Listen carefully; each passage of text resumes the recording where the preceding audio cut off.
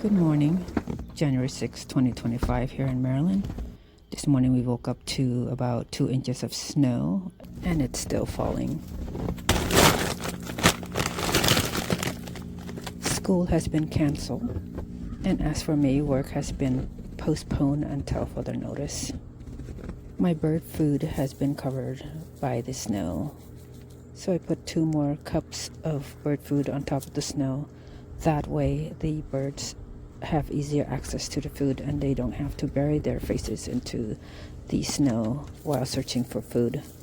Look at, they're coming. I know you want food.